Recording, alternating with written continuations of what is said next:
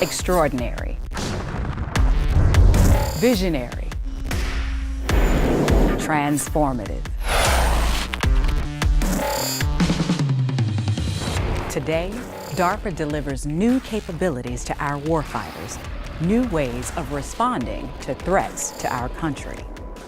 But let's go back for a moment. The year was 1957.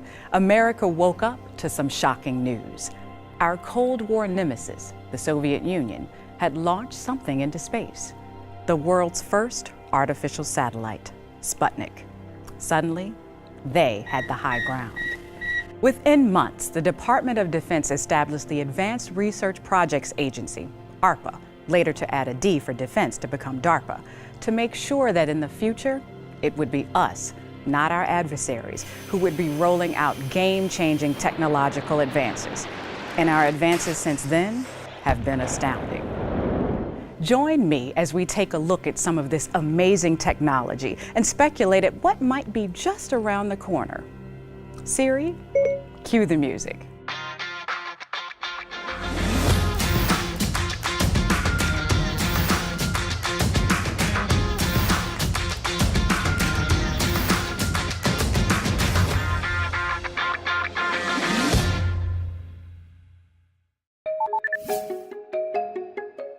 Siri, tell me a fun fact about DARPA.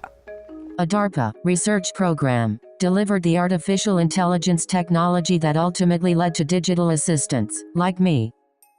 In 2003, DARPA funded the PAL program, Personalized Assistant That Learns. The goal was to bring more flexibility and efficiency to military decision-making.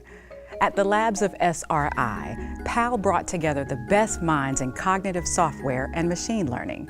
The core technology spun into the private sector to a startup named Siri. And when Apple saw what Siri could do, the rest is history.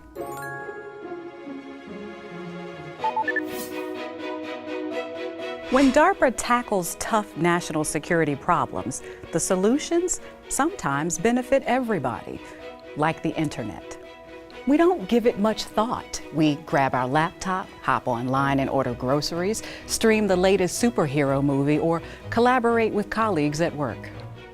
Back in the 1960s, when DARPA was a young federal agency, that all sounded like science fiction. Computers filled entire rooms and had less computational power than one of these. And it was nearly impossible to send data from one unit to another. There was an urgent need to connect these computers for science and for national security. Two DARPA program managers, Robert Kahn and Vint Cerf, led a brilliant team that developed the foundational standards for software and hardware to link computer networks. By the 70s, their hard work began to pay off. A group of 4 interconnected computer network nodes called ARPANET would spawn other networks and swiftly expand into the society-changing internet.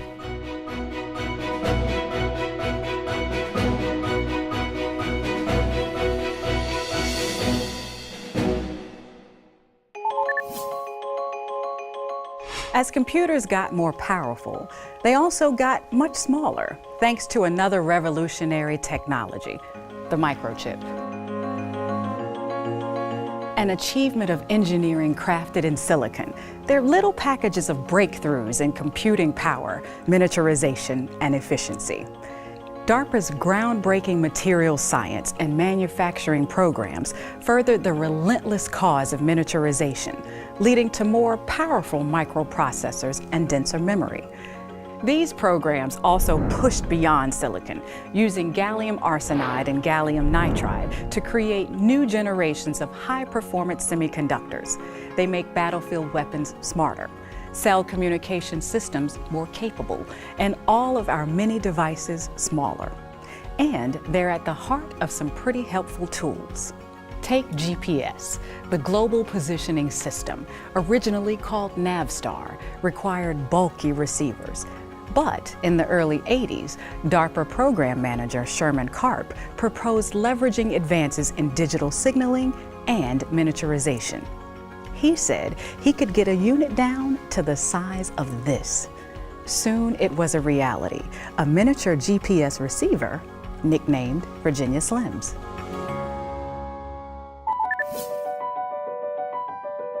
Tiny computers and ever more sensitive receivers turned cell phones into smartphones with a multitude of capabilities. Today, we get a lot of our entertainment right here.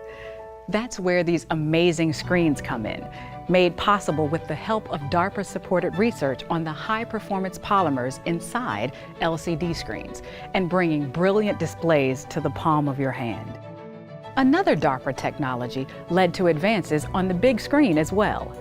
Digital micromirror projection was a commercial success that won Emmy and Academy Awards in technical achievement. Micromirror technology is an example of microelectromechanical systems, MEMS for short. MEMS are very tiny, controllable moving parts. DARPA-funded research in MEMS has yielded major advances that provided the basis for the position and navigation capabilities of today's smartphones, game controllers, gyroscopes, and precision timing devices. DARPA didn't set out to create the smartphone, but a lot of the tech inside them came from DARPA's foundational investments. It's a great example of how groundbreaking research in one area can have a profound effect on another.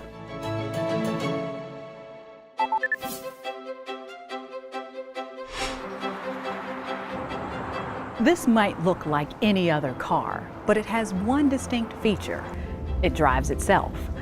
The dream of a driverless vehicle has been part of our collective consciousness since the first Model Ts rolled off the assembly line. Autonomous vehicles promise to bring great advantages to the battlefield and society. An impossible dream? Not for DARPA. To spark development, DARPA organized a series of autonomous vehicle challenges. Competitors combined innovative sensors, machinery, artificial intelligence, and other technologies in ways that never had been done before. And that first time out, no winners. But the competitors learned a lot. Less than a year later, a team from Stanford won the challenge. Okay, so you can cross a desert. How about a city? In DARPA's 2007 Urban Challenge, autonomous vehicles had to navigate traffic, perform complex maneuvers like passing, merging, parking, and negotiating intersections. This time, Carnegie Mellon's BOSS vehicle was the first to finish. Stanford's entry came in second, followed by 4 other finishers. This groundbreaking event was the first time autonomous vehicles interacted with both manned and unmanned traffic in an urban environment. Although the technology was initially developed in response to military needs, consumer companies embraced the opportunities it presented. Experimental self-driving cars are on the road today, with technology that keeps getting smaller and smarter.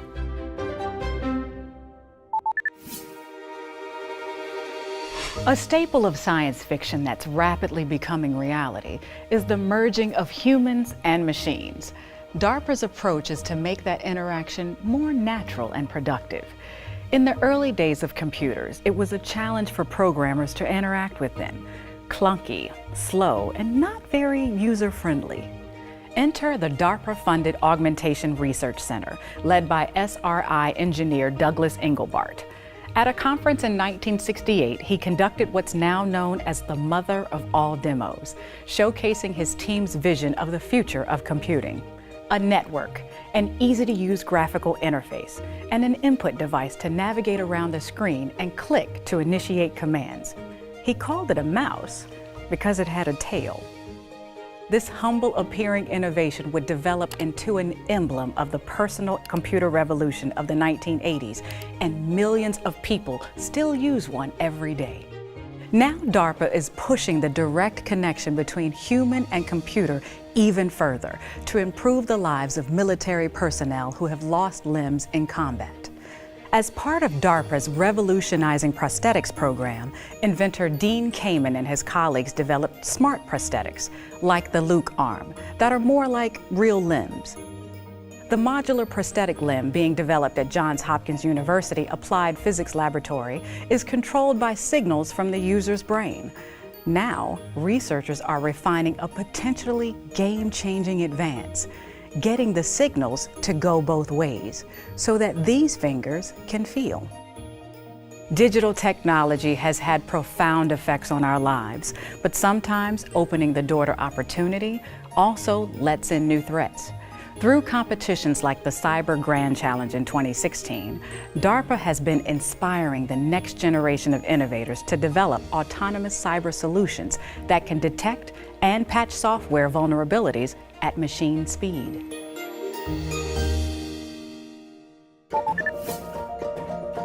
DARPA has had a hand in guiding some very cool tech, from phones to drones, and a whole lot of experiments and proofs of concepts that one day could be ready for prime time. At pivotal moments, when one advance in science suggests that another amazing innovation might be possible, DARPA continues to ask, what if? What if you could make the flu a thing of the past? What if you could learn a new language in a few days? What if you could store all the information in the Library of Congress in a device no bigger than a sugar cube? What if robots could help us respond to disasters where humans can't go? No doubt some DARPA projects are laying the groundwork for these and other life-changing technologies right now. 60 years after Sputnik's wake-up call, DARPA-driven technology has given our military an advantage on the battlefield, while often delivering enormous benefits to society. DARPA remains committed to facing these challenges head-on, embracing the audacious ideas that can keep us safe and enhance our everyday lives.